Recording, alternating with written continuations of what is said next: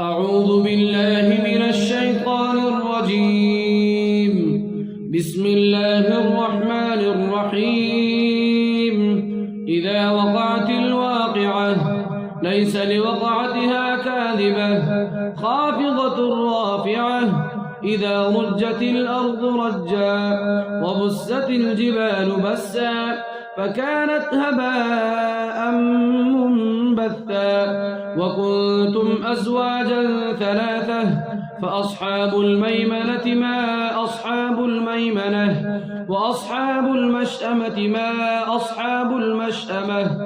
والسابقون السابقون أولئك المقربون في جنات النعيم ثلة من الأولين وقليل من الآخرين على سرر موضونة متكئين عليها متقابلين يطوف عليهم ولدان مخلدون بأكواب وأباريق وكأس من معين لا يصدعون عنها ولا ينزفون وفاكهة مما يتخيرون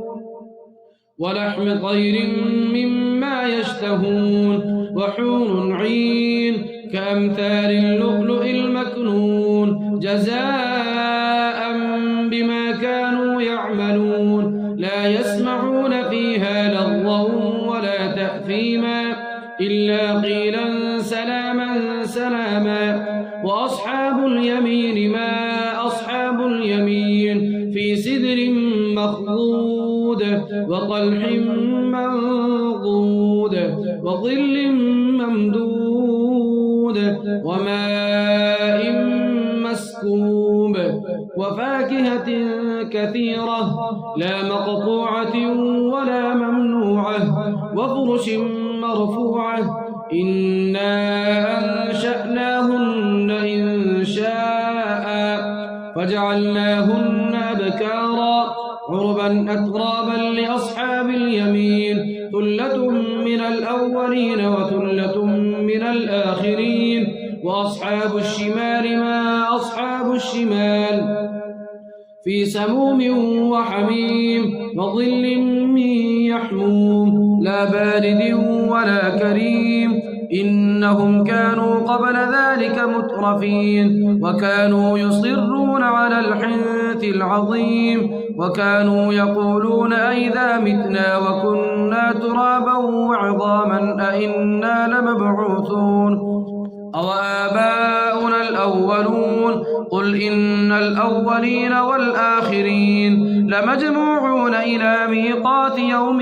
معلوم ثم إنكم أيها الضالون المكذبون لآكلون من شجر من زقوم فمالئون منها البطون فشاربون عليه من الحميم فشاربون شرب الهيم هذا نزلهم يوم الدين نحن خلقناكم فلولا تصدقون أفرأيتم ما تمنون أأنتم تخلقونه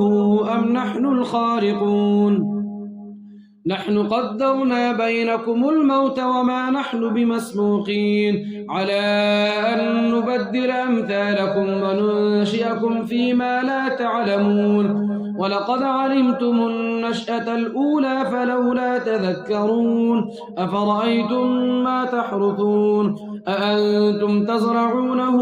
أم نحن الزارعون لو نشاء لجعلناه حطاما فظلتم تفكهون إنا لمغرمون بل نحن محرومون أفرأيتم الماء الذي تشربون أأنتم أنزلتموه من المزن أم نحن المنزلون